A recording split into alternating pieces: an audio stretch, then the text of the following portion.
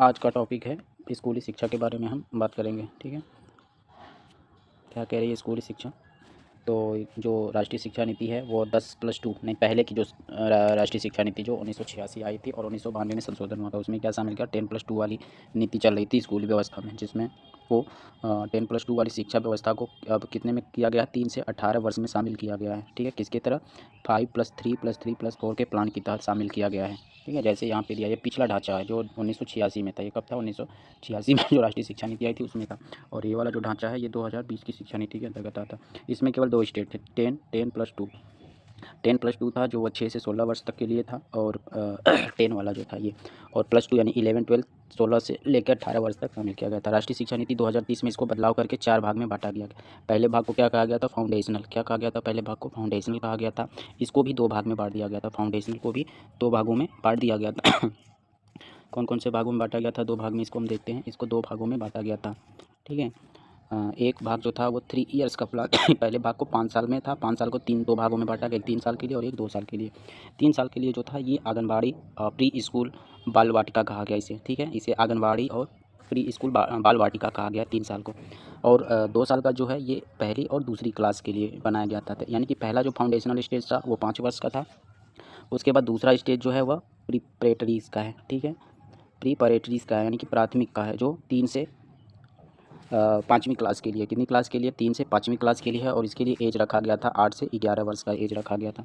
ठीक है, 8 से 11 वर्ष का एज रखा गया है। फाउंडेशनल में 3 से लेकर 8 वर्ष तक का एज रखा गया है। ठीक, तीसरा स्टेज जो है मिडिल स्टेज है, इसको हम हटा देते हैं, कन्फ्यूजन हो जाएगा। तीसरा स्टेज जो है वो मिडिल स्टेज का है। ठीक है, मिडिल स्टेज में कितना रखा गया है, ये क्लास 6 से लेकर 8 तक, जो हम पहले भी मिडिल नाम से जानते थे तो मिडिल स्कूल बोलते थे, 6 से 8 क्लास तक रहता था, वो मिडिल स्कूल के अंतर्गत था। इसमें एज रखा गया है 11 से 14 वर्ष तक का। ठीक, और अगला स्टेज जो था सेकेंडरी स्कूल, जो हम सीनियर सेकेंडरी बोलते थे 11th 12th के लिए, और ये अब सेकेंडरी नाम रख दिया गया है, जो कितने साल के लिए होगा, 4 साल के लिए होता है, और 9 से लेकर 12 क्लास तक ये रहेगा ये चीज़ें। ठीक है, तो उम्मीद है कि चीज़ें जो कॉन्सेप्ट है वो क्लियर हो जाएंगे कि 1986 में कौन सा स्टेज था और 2020 के NEP के तहत कितने स्टेज में बांटा गया है।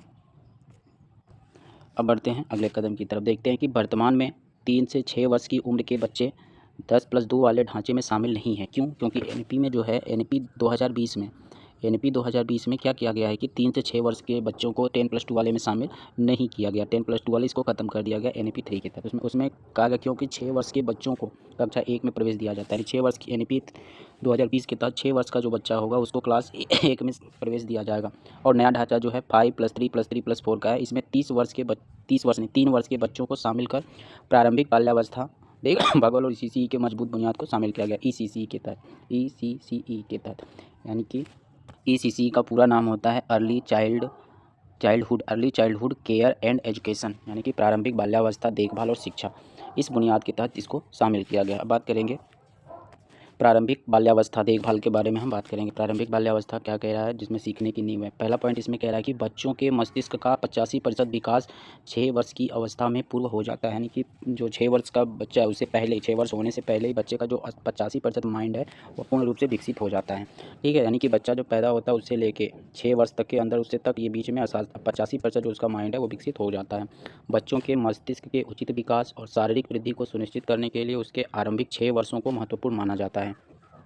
ठीक है, वर्तमान समय में क्या देखा जाता है कि वर्तमान समय में विशेष रूप से सामाजिक आर्थिक रूप से वंचित पृष्ठभूमि के करोड़ों बच्चों के लिए गुणवत्तापूर्ण प्रारंभिक बाल्यावस्था देखभाल और शिक्षा उपलब्ध नहीं। यानी वर्तमान समय में जो रिकॉर्ड पाया गया तो उसमें देखा गया कि जो विशेष रूप से सामाजिक आर्थिक रूप से वंचित और पृष्ठभूमि के करोड़ों बच्चे हैं उनके लिए जो गुणवत्तापूर्ण प्रारंभिक बाल्यावस्था की शिक्षा उपलब्ध नहीं है।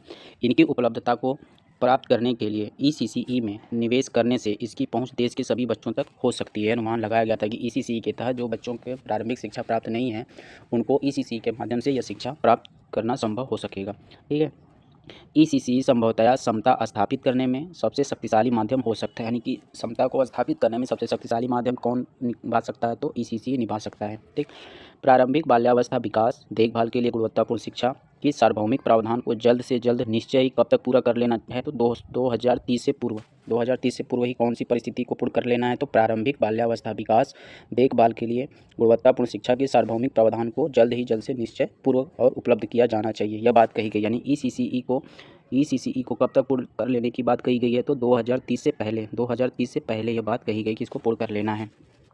क्यों इसके पूर्ण करने के पीछे रीज़न क्या है? ताकि यह सुनिश्चित किया जा सके कि पहली कक्षा में प्रवेश पाने वाले सभी बच्चे स्कूली शिक्षा के लिए पूरी तरह से तैयार हों। यानी कि 2030 तक जो टारगेट SDG 4 का टारगेट कब तक रखा गया? 2030 तक रखा गया है। तो उस 2030 तक SDG 4 को प्राप्त करने के लिए टारगेट, और प्रारंभिक शिक्षा की बात करें तो 2030 से पहले उसको प्राप्त कर लेना है कि जो पहली क्लास में बच्चे का एडमिशन जो कराना है उसके लिए पूर्ण रूप से वो प्रक्रिया सही हो जाए कि नहीं, एक पहली क्लास में बच्चा एडमिशन लेने के लिए पूरी तरह से तैयार हो गया। ठीक है, ECC का लक्ष्य कब तक रखा गया? 2030 से पहले तक पूरा करने को।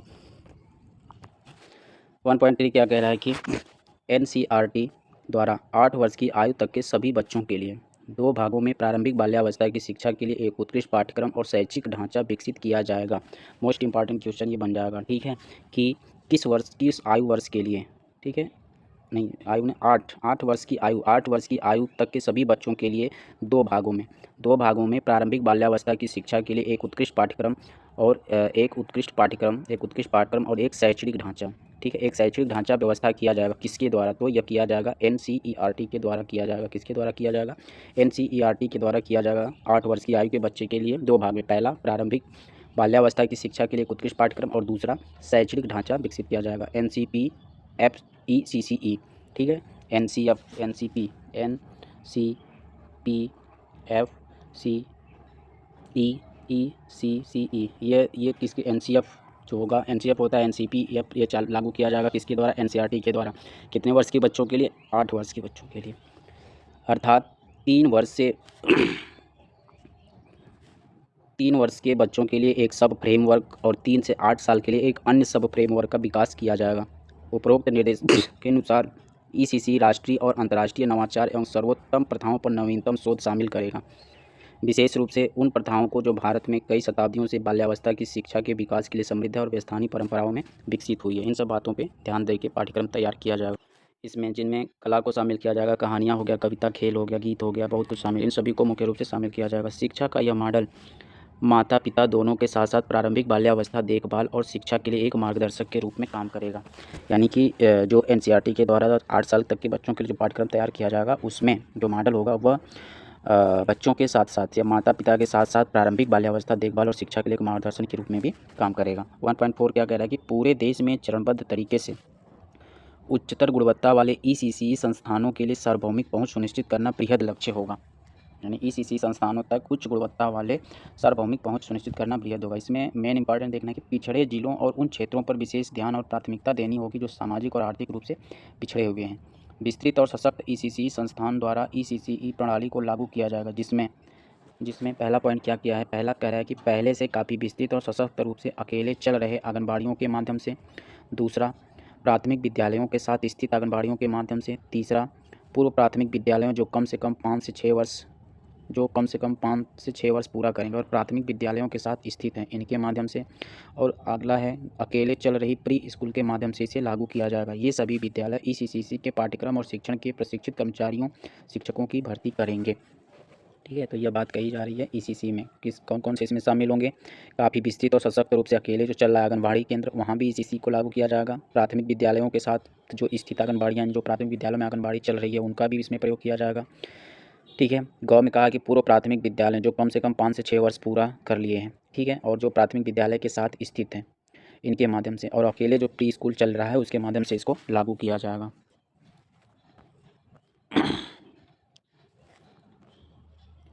अगला पॉइंट क्या कह रहा है कि प्रारंभिक बाल्यावस्था देखभाल और शिक्षा की सार्वभौमिक पहुंच के लिए आंगनबाड़ी केंद्रों को उच्च गुणवत्ता के बुनियादी ढांचे, खेलने के उपकरण और पूर्ण रूप से प्रशिक्षित आंगनबाड़ी कार्यत्रियों शिक्षकों के साथ सशक्त बनाया जाएगा।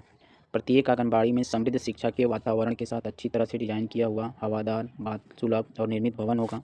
आंगनबाड़ी केंद्रों में बच्चे गतिविधि से भरे पर्यटन करेंगे और अपने स्थानीय प्राथमिक स्कूलों के शिक्षकों और छात्रों से मिलेंगे, ताकि आंगनबाड़ी केंद्रों से प्राथमिक स्कूलों में संक्रमण को सुचारू बनाया जा सके। यानी कि जो बच्चे हैं प्राथमिक स्कूल में जो आंगनबाड़ी खुली है, तो जो आंगनबाड़ी में बच्चे पढ़ रहे हैं तो वो कहाँ घूमेंगे? जो प्राइमरी स्कूल के फील्ड है वहाँ पे घूमेंगे, बच्चों से मिलेंगे और वहाँ के शिक्षकों से भी ये लोग मिलेंगे। आंगनबाड़ियों को स्कूल परिसरों समूहों में पूरी तरह से एकीकृत किया जाएगा और आंगनबाड़ी बच्चों, माता पिता और शिक्षकों को स्कूल के विभिन्न कार्यक्रमों में परस्पर भाग लेने के लिए आमंत्रित किया जाएगा। यानी कि ECCE के तहत जो बच्चे पढ़ रहे हैं तो उनको भी स्कूल के जो प्रोग्राम है उनमें भी इनको आमंत्रित किया जाएगा, वहाँ भी शामिल होंगे, वहाँ के बच्चे भी शामिल होंगे, बच्चों के माता पिता भी शामिल होंगे। अगला पॉइंट क्या कह रहा है? अगला पॉइंट 1.6 कह रहा है कि यह परिकल्पना की गई है कि 5 वर्ष की आयु से पहले हर बच्चा एक प्रारंभिक कक्षा या बाल वाटिका जो कि कक्षा 1 से पहले में स्थानांतरित हो जाएगा। ठीक है, यानी 5 वर्ष की आयु से पहले हर बच्चा, यानी 30 वर्ष की आयु तक बच्चा कहाँ रहेगा? बाल वाटिका में रहेगा। ठीक है, और 5 वर्ष से पहले, 5 वर्ष होने से पहले ही बच्चा को एक प्रारंभिक कक्षा, जिसको क्या कहेगा? प्रारंभिक कक्षा या बाल वाटिका में इसको स्थानांतरित कर दिया जाए। और प्रारंभिक कक्षा और ये बाल वाटिका जो है पहली कक्षा में एडमिशन लेने से पहले तक की है। ठीक है, यानी पहले कक्षा में एडमिशन कब लिया जाएगा? 6 वर्ष की उम्र में लिया जाएगा, लेकिन जब बच्चा 5 वर्ष का होगा उससे पहले ही उसको बाल वाटिका में भेज दिया जाएगा, जिसमें एक ECCE योग्य शिक्षक है। तैयारी कक्षा में सीखने के मुख्य रूप से खेल आधारित शिक्षा पर आधारित होना चाहिए, जिसमें संज्ञानात्मक, भावनात्मक और शारीरिक क्षमताओं और प्रारंभिक साक्षरता, संकाय ज्ञान विकसित करने पर ध्यान केंद्रित किया जाएगा। दोपहर के मध्याह्न भोजन कार्यक्रम को प्राथमिक विद्यालय के साथ साथ तैयारी कक्षाओं तक भी विस्तारित किया जाना चाहिए। स्वास्थ्य के विकास की निगरानी और जांच परीक्षण जो आंगनबाड़ी व्यवस्था में उपलब्ध है उसे प्राथमिक स्कूलों की तैयारी कक्षाओं के छात्रों को भी उपलब्ध कराया जाएगा। अगला पॉइंट 1.7 क्या कह रहा है? 1.7 कह रहा है कि ECCE शिक्षकों के शुरुआती कैडर को तैयार करने के लिए आंगनबाड़ी कार्यकर्त्रियों शिक्षकों को NCERT द्वारा विकसित पाठ्यक्रम शिक्षण शास्त्रीय फ्रेमवर्क के अनुसार एक व्यवस्थित तरीके से प्रशिक्षण दिया जाएगा। 10+2 और उससे अधिक योग्यता वाले आंगनबाड़ी कार्यकर्त्री शिक्षक को ECCE में 6 महीने का प्रमाण पत्र कार्यक्रम कराया जाएगा। यहाँ पे ध्यान देना है कि 10+2 और उससे अधिक योग्यता वाले जो आंगनबाड़ी कार्यकर्त्री शिक्षक हैं उनको ECCE में 6 महीने का प्रमाण पत्र कराया जाएगा। और कम शैक्षिक योग्यता रखने वाले को 1 वर्ष का डिप्लोमा कराया जाएगा। यानी जो 10+2 पढ़ लिया है और उससे ज़्यादा की पढ़ाई कर लिया है, योग्यता धारण है, तो उसको 6 महीने का प्रशिक्षण दिया जाएगा ECCE में। और जो इसे कम शैक्षिक योग्यता, जो 10 पास नहीं है, ठीक है, उससे नीचे का योग्य रखता है, तो उसको 1 वर्ष का डिप्लोमा कार्यक्रम कराया जाएगा, जिसमें क्या शामिल होगा? प्रारंभिक साक्षरता, संख्या और ECCE के अन्य प्रासंगिक पहलुओं को भी इसमें शामिल किया जाएगा। इन कार्यक्रमों को डिजिटल दूरस्थ माध्यम से DTH चैनलों के साथ साथ स्मार्टफोन के माध्यम से चलाया जा सकता है, जिससे शिक्षकों को अपने वर्तमान कार्य में न्यूनतम व्यवधान के साथ ECCE योग्यता प्राप्त करने में सहूलियत मिल जाएगी। आंगनबाड़ी कार्यकर्ता शिक्षकों के ECCE परीक्षण को शिक्षा विभाग के क्लस्टर रिसोर्स सेंटर, किसमें? क्लस्टर रिसोर्स सेंटर द्वारा मेंटर किया जाएगा। यानी कि आंगनबाड़ी के जो कार्यकर्ती हैं शिक्षक को ECCE परीक्षण को शिक्षा विभाग के किसके द्वारा समाहित किया जाएगा? मोस्ट इंपॉर्टेंट क्वेश्चन बन जाएगा ये कि किसके द्वारा किया जाएगा? तो क्लस्टर रिसोर्स सेंटर के द्वारा इनको प्रशिक्षित किया जाएगा। ठीक है, या मेंटर किया जाएगा। और निरंतर मूल्यांकन के लिए कम से कम एक मासिक क्या कह रहा है? एक मासिक तक, ये क्या लिखा है यहाँ पे? एक मासिक कक्षा भी चलाया जाएगा। क्या करना है इसमें? एक मासिक कक्षा भी, निरंतर मूल्यांकन के लिए एक मासिक कक्षा भी चलाया जाएगा। ध्यान देना है कि निरंतर मूल्यांकन के लिए कितना चलाएगा? 1 महीने वाला कक्षा भी चलाया जाएगा। किसके लिए? आंगनबाड़ी जो शिक्षिका हैं, शिक्षक हैं, उनको शिक्षित करने के लिए। किसके द्वारा शिक्षित किया जाएगा? तो मोस्ट इंपॉर्टेंट लाइन है, क्लस्टर रिसोर्स सेंटर द्वारा इनको प्रशिक्षित किया जाएगा।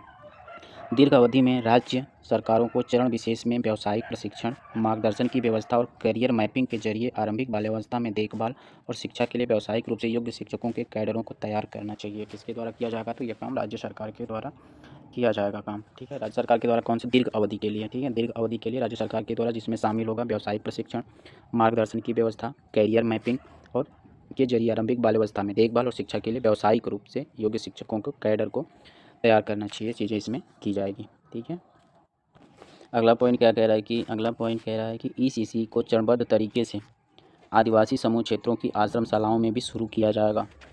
आश्रमशालाओं में ECCE को एकीकृत करने और इसे लागू करने की प्रक्रिया ऊपर दिए गए विवरण के जैसे ही होगी, यानी कि सेम होगी। जो व्यवस्था स्कूल में की गई थी वैसे ही आदिवासी आश्रमों में भी उसी तरह की व्यवस्था की जाएगी। 1.9 क्या कह रहा है कि ECCE पाठ्यक्रम और शिक्षण विधि की जिम्मेदारी मानव संसाधन विकास मंत्रालय की होगी। ठीक है, यानी ECCE पाठ्यक्रम और शिक्षण विधि की जिम्मेदारी किसको दी जाएगी? मोस्ट इंपॉर्टेंट क्वेश्चन बन जाएगा, ये क्वेश्चन बन सकता है। ठीक है, क्या क्वेश्चन बनेगा कि ECCE पाठ्यक्रम और शिक्षण विधि की जिम्मेदारी किसकी होगी? तो ये जिम्मेदारी होगी मानव संसाधन विकास मंत्रालय की, जिसको अब क्या कहा जाता है? अब शिक्षा मंत्रालय कहा जाता है। तो जिम्मेदारी मानव संसाधन विकास मंत्रालय की होगी। यहाँ पे HRD मिनिस्टर भी दे देगा, HRD दे देगा। ठीक है, HRD दे देगा। ठीक, और यहाँ पे NCERT भी दे देगा। तो ऑप्शन क्या हो जाएगा? HRD, मानव संसाधन विकास मंत्रालय या शिक्षा मंत्रालय हो जाएगा। ठीक है, ये क्वेश्चन को ध्यान से देखना है हमें। अगले पॉइंट में क्या कह रहा है कि प्राथमिक विद्यालय के माध्यम से पूर्व प्राथमिक विद्यालय तक इसका निरंतरता सुनिश्चित की जा सके और शिक्षा के मूलभूत पहलुओं पर ध्यान केंद्रित किया जा सके। ऐसा किसके द्वारा किया जाएगा? तो मानव संसाधन विकास मंत्रालय के द्वारा। प्रारंभिक बाल्यावस्था देखभाल और शिक्षा पाठ्यक्रम की आयोजना और क्रियान्वयन मानव संसाधन विकास मंत्रालय, महिला और बाल विकास मंत्रालय, स्वास्थ्य और परिवार कल्याण मंत्रालय और जनजातीय कार्य मंत्रालय द्वारा संयुक्त रूप से किया जाएगा। ये बहुत ही इंपॉर्टेंट लाइन मिल गया हमारे लिए क्या मिलता है यहाँ पे हम देखते हैं। यहाँ पे कह रहा है कि देखो कि ईसीसी पाठ्यक्रम की बात करें हम, ठीक है, ईसीसी पाठ्यक्रम की बात करें और शिक्षण विधि की जिम्मेदारी ये किसके अंतर्गत आएगा, तो ये मानव संसाधन विकास मंत्रालय के अंतर्गत आएगा, ठीक है।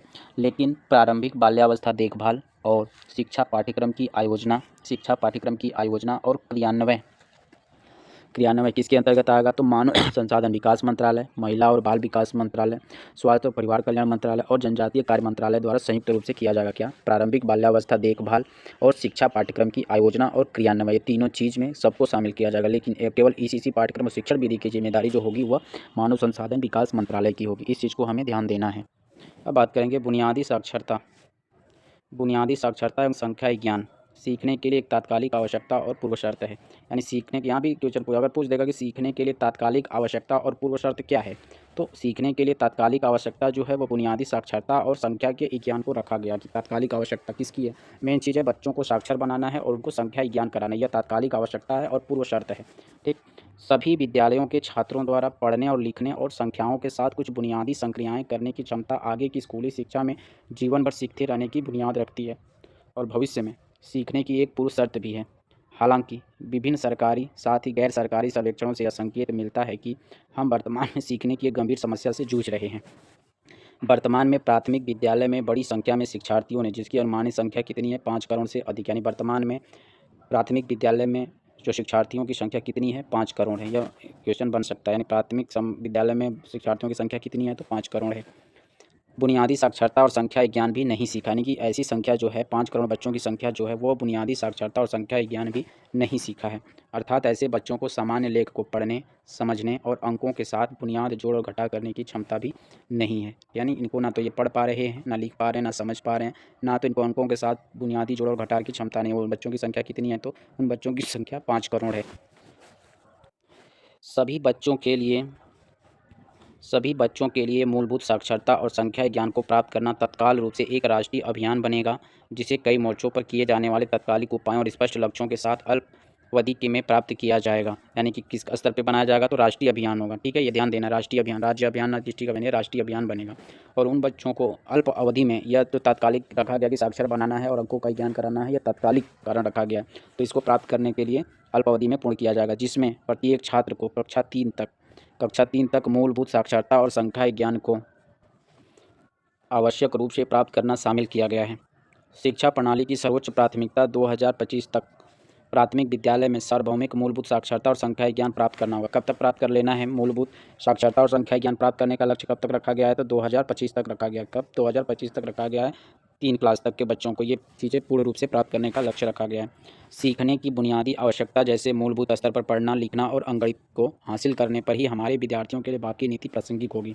इसके लिए मानव संसाधन विकास मंत्रालय द्वारा प्राथमिक आधार पर आधारभूत साक्षरता और संख्यात्मक पर राष्ट्रीय मिशन स्थापित किया जाएगा। किसके द्वारा, मानव संसाधन विकास मंत्रालय द्वारा एक राष्ट्रीय मिशन स्थापित किया जाएगा। किसके द्वारा, मानव संसाधन विकास मंत्रालय द्वारा, ठीक है। उसके अनुसार सभी प्राथमिक और उच्च प्राथमिक विद्यालयों में सार्वभौमिक मूलभूत साक्षरता और संख्या ज्ञान के लिए राज्य या केंद्र शासित प्रदेश की सरकारें 2025 तक प्राप्त किए जा सकने वाले चरणवार चिन्हित कार्यों और लक्ष्यों की पहचान करते हुए उसकी प्रगति को बारीकी से जांच और निगरानी करते हुए विलंब एक क्रियान्वयन की योजना तैयार करेगी। यानी कि जो राष्ट्रीय मिशन स्थापित किया जाएगा वो HRD मिनिस्टर के द्वारा तैयार किया जाएगा, ठीक है। MHRD मिनिस्टर के द्वारा तैयार किया जाएगा इसे, ठीक है। प्राथमिक आधार पर क्या प्राप्त करने के लिए, साक्षरता और संख्यात्मक योग्यता प्राप्त करने के लिए एक राष्ट्रीय मिशन तैयार किया जाएगा MHRD मिनिस्टर मंत्रालय के द्वारा, ठीक। और उसके अनुसार सभी प्राथमिक और उच्चतर प्राथमिक विद्यालयों में सार्वभौमिक मूलभूत साक्षरता और संख्या ज्ञान को किसके द्वारा, राज्य और केंद्र शासित प्रदेश की सरकारें 2025 तक प्राप्त किए जा सकने वाले चरणवार चिन्हित कार्यों और लक्ष्यों की पहचान करते हुए उसकी प्रगति को बारीकी से जांच और निगरानी करते हुए अविलंब एक कार्य योजना तैयार करें। जो राष्ट्रीय मिशन तैयार किया जाएगा वो MHRD मिनिस्टर के द्वारा, और जो 2025 तक लक्ष्य प्राप्त होगा उसके लिए जो क्रियान्वयन कार्य किया जाएगा वो राज्य और केंद्र शासित प्रदेश द्वारा किया जाएगा। अब आगे पॉइंट में ध्यान देना है कि सर्वप्रथम क्या कह रहा है कि सर्वप्रथम शिक्षकों को रिक्त पदों को जल्द से जल्द और समयबद्ध तरीके से भरा जाएगा, विशेष रूप से वंचित क्षेत्रों और उन क्षेत्रों में जहां शिक्षक बच्चों का अनुपात दर ज़्यादा हो और जहां साक्षरता की दर निम्न हो। यानी एक टारगेट और रखा गया था कि उन स्थानों पर शिक्षकों की संख्या जल्दी पूरी की जाएगी जहाँ पे शिक्षक का अनुपात ज़्यादा है और वहाँ के बच्चे पिछड़े हुए हैं। स्थानीय शिक्षक या स्थानीय भाषा से परिचित शिक्षकों को नियुक्त करने पर विशेष रूप से ध्यान दिया जाएगा। यानी कि उन शिक्षकों को ज़्यादा नियुक्त किया जाएगा जो स्थानीय शिक्षक हैं, स्थानीय भाषा में परिचित हैं उनको, यानी कि जो जिस लेवल, जैसे कोई भाषा उड़िया हो गई, तेलुगु हो गई, ये सब चीज़ें भाषा है तो कन्नड़, तेलुगु, तो उस एरिया के शिक्षक को वहाँ पे नियुक्ति दी जाएगी। यह सुनिश्चित किया जाएगा कि प्रत्येक स्कूल में शिक्षक शिक्षार्थियों का अनुपात PTRE कितना होगा, 3:1 का होगा, यानी कि छात्र और शिक्षक का अनुपात कितना होगा, 3:1 का रखा जाएगा। चीज़ ध्यान देना पूरी देगा, छात्र और शिक्षक का अनुपात कितना होगा, 30:1 रखा जाएगा। कम हो और सामाजिक आर्थिक रूप से वंचित बच्चों को अधिकता वाले स्कूलों में शिक्षक अनुपात कितना रखा जाएगा, 25:1, यानी पे जहाँ पे पिछड़ा वर्ग है, सामाजिक और आर्थिक रूप से पिछड़ा वर्ग है, वहाँ पे 25:1, यानी 25 छात्रों पे एक शिक्षक होगा, और वैसे नॉर्मल जगह पे 30 छात्रों पे एक शिक्षक होगा। कक्षा स्तर से नीचे के बच्चों को मूलभूत साक्षरता और संख्या ज्ञान सिखाने के उद्देश्य से शिक्षकों को सतत व्यावसायिक विकास CPD के साथ लंबित उत्साहित और प्रशिक्षित किया जाएगा। कक्षा स्तर से नीचे के बच्चों को मूलभूत संख्या साक्षरता और संख्या ज्ञान सिखाने के उद्देश्य से शिक्षकों को सतत व्यावसायिक विकास CPD के साथ संबलित उत्साहित और प्रशिक्षित किया जाए। शिक्षकों को किसके साथ संबलित उत्साहित और प्रशिक्षित किया जाएगा, तो CPD के माध्यम से, किसके सतत व्यावसायिक विकास के माध्यम से। किस लिए किया जाएगा, क्योंकि कक्षा स्तर के नीचे के बच्चों को मूलभूत साक्षरता और संख्या ज्ञान सिखाने के उद्देश्य से। अगला पॉइंट 2.4 क्या कह रहा है कि पाठ्यचर्या में बुनियादी साक्षरता और संख्या ज्ञान पर अतिरिक्त ध्यान दिया जाएगा और पूरे प्रारंभिक और माध्यमिक स्कूल पाठ्यचर्या के दौरान एक मजबूत, सतत, रचनात्मक और अनुकूलन मूल्यांकन प्रणाली के साथ विशेष रूप से प्रत्येक बच्चों को सीखना ट्रैक किया जाएगा और सामान्यतः पढ़ने, लिखने, बोलने, गिनने, अंकगणितीय और गणितीय चिंतन पर अधिक ध्यान केंद्रित होगा। विद्यार्थियों को इन क्षेत्रों में प्रोत्साहित करने के लिए उन पर प्रतिदिन अतिरिक्त ध्यान दिया जाएगा और वर्ष भर विभिन्न मौक़ों पर इन विषयों से संबंधित गतिविधियों को लागू किया जाएगा। मूलभूत साक्षरता और संख्या ज्ञान पर नए सिरे से जोर देने के लिए शिक्षक शिक्षा और प्रारंभिक ग्रेड पाठ्यचर्या को नए सिरे से डिजाइन किया जाएगा। 2.5 में क्या करा कि वर्तमान समय में ECC की सभी तक पहुंच नहीं होने के कारण बच्चों का एक बड़ा हिस्सा प्रथम कक्षा में प्रवेश पाने के कुछ ही वक्तों बाद अपने सहपाठियों से पिछड़ जाता है। इसलिए NCERT और SCERT के द्वारा कक्षा 1 के विद्यार्थियों के लिए अल्पकालीन 3 महीने का प्ले आधारित स्कूल तैयारी मॉडल बनाया जाएगा। ठीक है, यानी कि ये कह रहा है कि वर्तमान समय में जो ECC बनाया गया है तो इसके थ्रू पहुंच सभी विद्यार्थियों तक नहीं होने के कारण क्या हो रहा है कि इनके लिए जो ये ECC के माध्यम से जो प्राप्त नहीं कर पाए हैं उनके लिए प्रथम कक्षा में जो छात्र प्रवेश करेंगे, पहली कक्षा में जो 6 वर्ष के बच्चा प्रवेश करेंगे उनके लिए NCERT और SCERT क्या करेगा कि कक्षा 1 के जो विद्यार्थी उनको अल्पकालिक 3 महीनों के लिए, ठीक है, 3 महीनों से के लिए प्ले आधारित स्कूल तैयारी मॉडल बनाया जाएगा, जिसमें गतिविधि क्या क्या होगी, गतिविधि और वर्कबुक होगी जिसमें अक्षर, ध्वनियाँ, शब्द, रंग, आकार, संख्या आदि शामिल होंगे। इस मॉडल को क्रियान्वित करने में सहपाठियों और अभिभावकों का भी योगदान लिया जाएगा। किसका योगदान लिया जाएगा, सहपाठियों और अभिभावकों का भी इसमें योगदान लिया जाएगा। किसमें, कितने महीने के लिए, अल्पकाल 3 महीने के लिए योगदान दिया जाएगा। इससे सुनिश्चित करने में मदद मिलेगी कि हर विद्यार्थी स्कूल के लिए तैयार है। जो बच्चा कमज़ोर है, पहली क्लास में एडमिशन हो गया तो उसके लिए व्यवस्था NCERT के द्वारा और SCERT के द्वारा तैयार किया जाएगा। अगला पॉइंट 2.6 में है the digital infrastructure for knowledge sharing. Diksha का फुल फॉर्म क्या होगा, दीक्षा, ठीक है, क्या कह रहा है, दीक्षा, दीक्षा KSHA, ठीक है, the digital infrastructure for knowledge sharing, ठीक है, क्या कह रहा है कि पर बुनियादी साक्षरता और संख्या ज्ञान पर उच्चतर गुणवत्ता वाले संसाधनों का एक राष्ट्रीय भंडारण उपलब्ध कराया जाएगा। यानी किस पर एक राष्ट्रीय भंडारण उपलब्ध कराया जाएगा, तो दीक्षा पर बुनियादी साक्षरता और संख्या ज्ञान पर उच्चतर गुणवत्ता वाले संसाधनों का राष्ट्रीय भंडारण उपलब्ध कराया जाएगा। तकनीकी दखल को शिक्षकों के लिए एक मदद के रूप में पहले प्रयोगात्मक किया जाएगा फिर लागू किया जाएगा। यानी जो तकनीकी टेक्नोलॉजी का जो दखल किया जाएगा शिक्षकों के ऊपर, पहले प्रैक्टिकल के रूप में किया जाएगा, यानी कि प्रयोगात्मक के रूप में किया जाएगा, फिर बाद में उसे लागू किया जाएगा। इसमें शिक्षक और विद्यार्थियों के बीच भाषाई बाधाओं को दूर करने के उपाय भी शामिल हैं, किसमें, दीक्षा में। 2.7 क्या कह रहा है, 2.7 कह रहा है कि वर्तमान में बड़े पैमाने पर बच्चे नहीं सीख रहे हैं, यह एक बड़ा संकट है। सभी के लिए साक्षरता और संख्या ज्ञान प्राप्त करने के लिए इस महत्वपूर्ण मिशन में शिक्षकों को सहयोग करने के लिए सभी व्यवहारिक तरीकों का पता लगाया जाएगा। दुनिया भर के अध्ययन से पता चलता है कि जब सहपाठी एक दूसरे से सीखते सिखाते हैं तो यह काफ़ी प्रभावी होता है। इस प्रकार प्रशिक्षित शिक्षकों की देखरेख में और सुरक्षा पहलुओं का उचित ध्यान रखकर सभी छात्रों के लिए प्योर ट्यूनिंग को एक स्वैच्छिक और आनंदपूर्ण गतिविधि के रूप में लिया जा सकता है। किसको लिया जा सकता है, क्या कह रहा है यहाँ पे, यहाँ चीज़ हमें ध्यान दिए, प्रयोजन बन सकता है पीयर ट्यूनिंग, ठीक है, क्या कह रहा है कि पीयर ट्यूनिंग को हम एक प्रोग्राम के रूप में ले सकते हैं। पीयर ट्यूनिंग जब बच्चे ग्रुपिंग में सीखेंगे, समूह में सीखते हैं तो उनको एक अच्छा ज्ञान प्राप्त होता है, इसको शामिल किया जाएगा। स्थानीय और गैर स्थानीय दोनों प्रकार के प्रशिक्षित वॉलंटियर्स के लिए इस बड़े पैमाने के अभियान में भाग लेना बहुत आसान बनाया जाएगा। यदि समुदाय का प्रत्येक साक्षर सदस्य किसी एक छात्र को पढ़ाने के लिए प्रतिबद्ध हो जाए तो इससे देश का परिदृश्य शीघ्र ही बदल जाएगा। इस मिशन को अत्यधिक प्रोत्साहित और समर्थन किया जाएगा। राज्य इस तरह के शिक्षण संकट के दौरान मूलभूत साक्षरता और संख्या ज्ञान को बढ़ावा देने इस तत्काल राष्ट्रीय मिशन में पीयर ट्यूनिंग और वॉलंटियर्स को बढ़ावा देने के लिए नवीन मॉडल स्थापित करने पर विचार कर सकते हैं। साथ ही शिक्षकों को समर्थक देने के लिए अन्य कार्यक्रम शुरू कर सकते हैं। यानी कि राष्ट्रीय स्तर पर जो बात कही गई थी कि जो पीयर ट्यूनिंग की बात की गई, तो उसमें राज्य सरकार भी सहयोग कर सकता है। अगला पॉइंट कह रहा है कि सभी भारतीय और स्थानीय भाषाओं में दिलचस्प, प्रेरणादायक बाल साहित्य और सभी स्तर के विद्यार्थियों के लिए स्कूल और स्थानीय पुस्तकालयों में बड़ी मात्रा में पुस्तकें उपलब्ध कराई जाएंगी, जिसके लिए आवश्यकता अनुसार उच्चतर गुणवत्ता के अनुवाद, आवश्यकता अनुसार तकनीकी मदद भी ली जाएगी। उसके द्वारा भी यानी कि लाइब्रेरी में नॉलेज जो है उनको स्थानीय भाषा में ट्रांसलेट करने की व्यवस्था की जाएगी। यानी कि जो बच्चा इंग्लिश, क्योंकि कुछ बुकें इंग्लिश में बहुत अच्छी आती हैं, तो उस इंग्लिश बुक में जो नॉलेज लिखा हुआ है उस नॉलेज को क्या करना है, ट्रांसलेट करना है स्थानीय भाषा में, और उसको पुस्तक को लाइब्रेरी में रखना है, कराए जाएंगे। देश भर में पढ़ने की संस्कृति के निर्माण के लिए सार्वजनिक और स्कूल पुस्तकालयों का विस्तार किया जाएगा। पढ़ने की संस्कृति का निर्माण के लिए सार्वजनिक और स्कूली पुस्तकों का विस्तार किया जाएगा। डिजिटल पुस्तकालय भी स्थापित किए जाएंगे। गांव में स्कूल लाइब्रेरी की स्थापना से समुदाय को भी लाभ होगा, जो स्कूली समय के पश्चात उसका लाभ ले सकते हैं। यानी कि स्कूल लाइब्रेरी की स्थापना की जाएगी, समुदाय को भी लाभ मिलेगा, जो स्कूल बंद होने के बाद उनको लाभ मिलेगा। बुक क्लब के सदस्य इन स्कूल सार्वजनिक लाइब्रेरी में मिल सकते हैं, जिससे पढ़ने की संस्कृति को प्रोत्साहन मिलेगा। एक राष्ट्रीय पुस्तक संवर्धन नीति तैयार की जाएगी और सभी स्थानों, भाषाओं, स्तरों और शैलियों में पुस्तकों की उपलब्धता, पहुँच, गुणवत्ता और पाठकों को सुनिश्चित करने के लिए व्यापक पहल की जाएगी। अगला पॉइंट कि जब बच्चे कुपोषित या अस्वस्थ होते हैं तो वे बेहतर रूप से सीखने में असमर्थ हो जाते हैं। इसलिए बच्चों के पोषण और स्वास्थ्य, जिनमें मानसिक स्वास्थ्य भी शामिल है, पर ध्यान दिया जाएगा। पुष्टिकर भोजन और अच्छी तरह के प्रशिक्षित सामाजिक कार्यकर्ताओं, काउंसलर और स्कूली शिक्षा प्रणाली में समुदाय की भागीदारी के साथ साथ शिक्षा प्रणाली के अलावा विभिन्न सतत उपायों के माध्यम से कार्य किया जाएगा। सभी विद्यालय के बच्चे स्कूलों द्वारा आयोजित नियमित स्वास्थ्य जाँच में भाग लेंगे और इसके लिए बच्चों को स्वास्थ्य कार्ड जारी किए जाएंगे। इसके अलावा कई सारे अध्ययन से यह पता चलता है कि सुबह के पौष्टिक नाश्ते के बाद कुछ घंटों में कई सारे मुश्किल विषयों का अध्ययन अधिक प्रभावी होता है।